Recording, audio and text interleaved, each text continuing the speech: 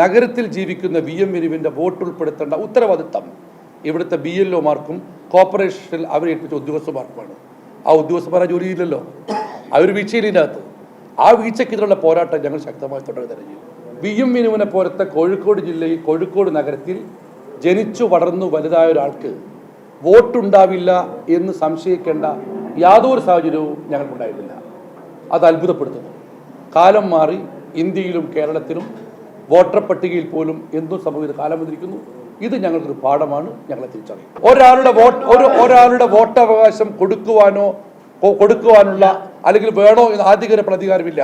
നിങ്ങൾ ഇപ്പോഴും മനസ്സിലാക്കേണ്ടത്, ഈ വോട്ടർ പട്ടിക പ്രവർത്തനത്തിൽ രാഷ്ട്രീയ പാർട്ടികൾ നടക്കുന്നത് സാധാരണഗതിയിൽ നടക്കുന്ന ഒരു നടത്തിപ്പ് കാര്യങ്ങൾ മാത്രമേ ഉള്ളൂ. അത് പൂർണ്ണമായ ഉത്തരവാദിത്തം ഇലക്ഷൻ കമ്മീഷനും അതിന് ഉദ്യോഗസ്ഥർക്കാണ്. അവിടെ നിന്നിരിക്കുന്നു.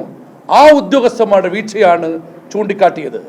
ആ ഉദ്യോഗസ്ഥ വീഴ്ചയാണ് പറഞ്ഞത്. അവിടെ പോയി നേരത്തെ NS കൂടെ പറഞ്ഞതുപോലെ SIR-നെതിരെയൊക്കെ SIR വന്നാൽ പലരുടെയും വോട്ടവകാശം നിഷേധിപ്പിക്കപ്പെടുമെന്ന് കേരള നിയമസഭയിൽ പ്രമേയം പാസാക്കാൻ മുൻകൈയെടുത്ത പാർട്ടിയുടെ നേതാക്കൾ പോയി അത് കൊടുക്കരുതെന്ന് പറഞ്ഞ നടപടി ജനാധിപത്യ വിരുദ്ധമെന്നേ ഞങ്ങൾ പറയാറുള്ളൂ.